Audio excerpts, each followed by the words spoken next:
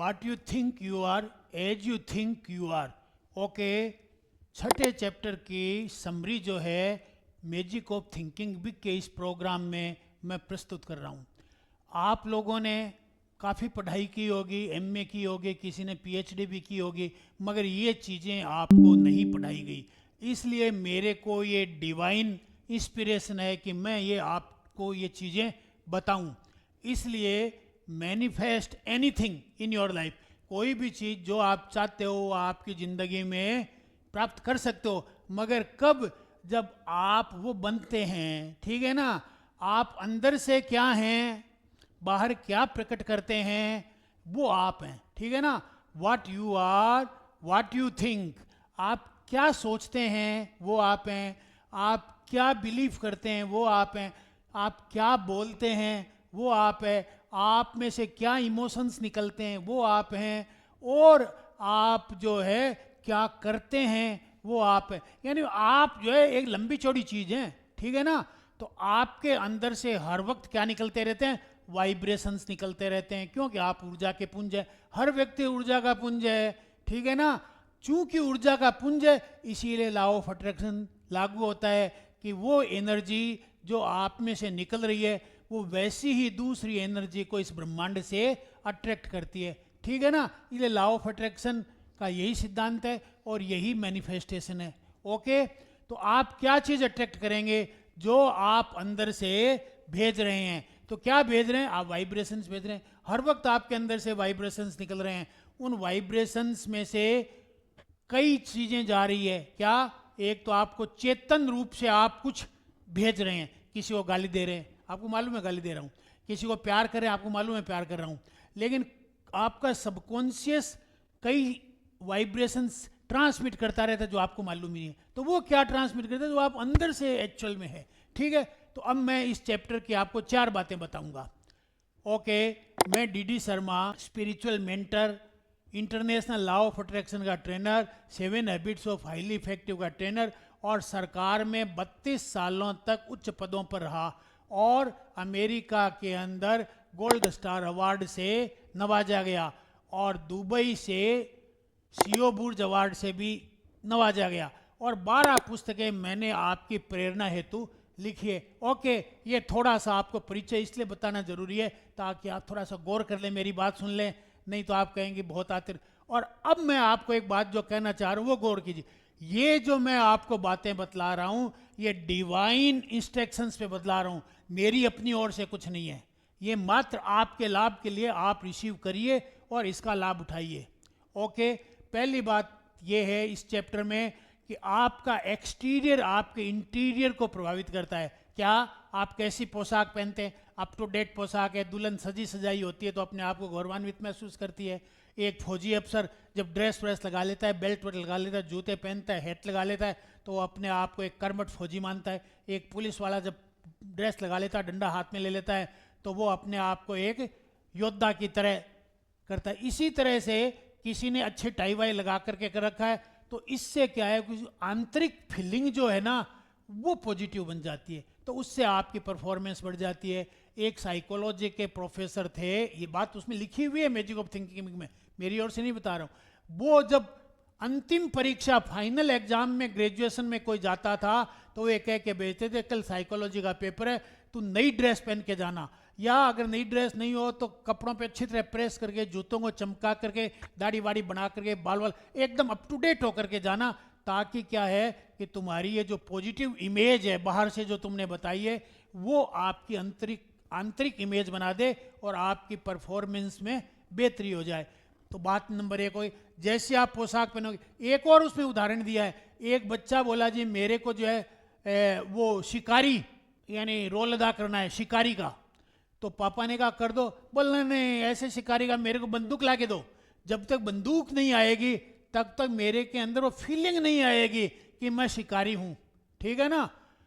जब उसको बच्चे को वो बंदूक ला करके दी तब उसने कहा यस अब मैं कंपटीशन में जाऊंगा, और निश्चित रूप से जीता, और वो गया और जीता।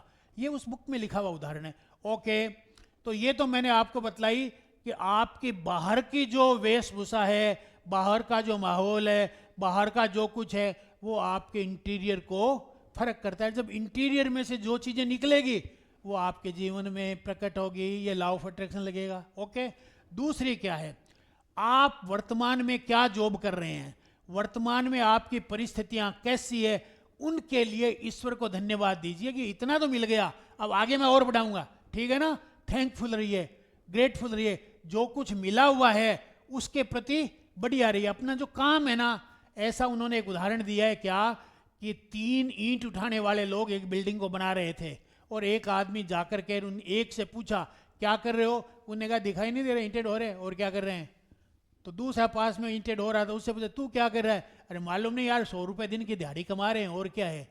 ठीक है, तीसरा वहीं कोई पास में खड़ा, उससे बोले तू क्या कर रहा है? आपको नहीं मालूम, राम मंदिर बन रहा है, विश्व का सबसे बड़ा राम मंदिर, उसको बना रहे हैं, हम एक पुण्य के काम में लगे हुए हैं। अब आप बताइए, तीनों ने ही अपने काम के बारे में अपनी अपनी आइडियाज दी, पर तीनों में फर्क है ना। तो जिसने ये कहा कि राम का मंदिर बना रहा हूं, उसके पास विजन है, ठीक, उसके पास में भविष्य की एक कल्पना है, सुंदर उसका है, वो देर सबेर आपको ईंटें उठाते हुआ नहीं मिलेगा, या तो कहीं फॉरमैन बना मिलेगा या कहीं कॉन्ट्रैक्टर बना हुआ मिलेगा। और एक ऐसा उदाहरण मैं दिया करता हूं, अपने जब ये सरदार वल्लभ भाई पटेल की जो प्रतिमा बनी ना, वहां पर ऐसा ही उदाहरण आया। तो वो व्यक्ति जो अपन फॉरमैन और कॉन्ट्रैक्टर है, वो मिनिस्टर बना, है ना।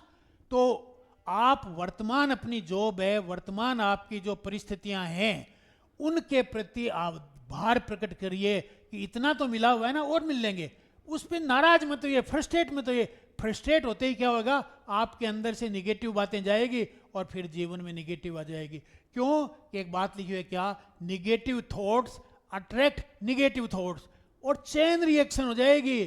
चेन रिएक्शन आप जानते हो क्या, परमाणु विस्फोट वगैरह करते हैं ना, तो यूरेनियम 235 को तोड़ते हैं, तो फिर एक ऐसी स्थिति आती है वो बेकाबू हो जाता है, फिर वो काबू में ही नहीं आता। इतनी जबरदस्त उसमें से चिंगारियां निकलती है कि कहते हैं पूरी हिरोशिमा को जला दिया, पूरी नागासाकी को जला दिया। तो ये विस्फोट होता है। तो आप क्या है कि अगर अपनी निगेटिव बातों को नहीं रोकेंगे तो ये निगेटिव विस्फोट हो जाएगा, फिर एक चेन रिएक्शन बन जाएगी, और वो कितने दिन तक चले नहीं कह सकते। ठीक है ना। तीसरी बात ये एक और है, वो ये कि आप अपनी जिंदगी में निराश हो सकते हैं, लेकिन एक पेप टॉक का मतलब जैसे बच्चों को कहते हैं बेटा बोल मैं अच्छा हूं, मेरे को पोइम याद होगी, मैं ऐसी पेप टॉक का मतलब अपने आप को खुश करने वाली दीजिए।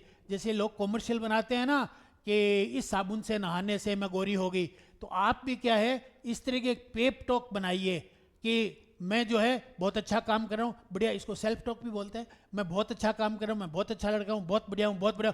और फिर कॉल करने ले, आप अगर सेल्स कर लें, आप अगर सेल्स का काम करते हैं, तो सबसे पहले पेप टॉक कीजिए, मैं ये कर सकता हूँ, मैं जो इसको फ़ोन करता हूँ करता है और मेरे रिजल्ट आते हैं, मेरी परफॉर्मेंस बढ़िया होती है, मैं उसके बाद फ़ोन उठाइए और कीजिए। तो क्या है कि आपकी परफॉर्मेंस में कहते हैं 10 गुना वृद्धि हो जाती है। मैं तो ये बुक में पढ़ करके दंग रह गया कि अगर 10 गुना बढ़िया हो जाती है तो अपने को ये प्रैक्टिस करनी चाहिए। 5 मिनट लगती है मुश्किल से ये करने में, तो ये करके फिर सेल्स चालू करनी चाहिए। ओके, एक उन्होंने और बात कही, वो भी बड़ी इंपॉर्टेंट कही कि आप जो है जब भी अपने कार्य को करें, जब भी कार्य को करें तो परफॉर्मेंस क्या रहे ये इंपॉर्टेंट नहीं है, आप अपने कार्य को सर्वोत्तम ढंग से करें। तो रिजल्ट कौन देगा? रिजल्ट तो अस्तित्व देता है। ठीक है ना। अरे हमने बहुत देख लिया, मैंने बहुत देख लिया, मैंने क्या लोगों ने देख लिया, हमने अपनी करके देख ली। होता वो है, हम तो 1-8% ही चला पाते हैं, बाकी समूह काम करता है या ये अस्तित्व काम करता है।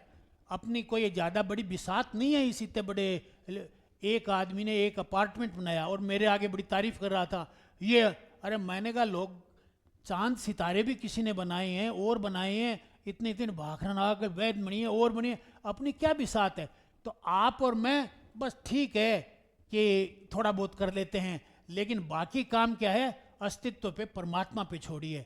एक मैंने पढ़ा था क्या, यू डू योर बेस्ट, है ना, रेस्ट डज द गॉड।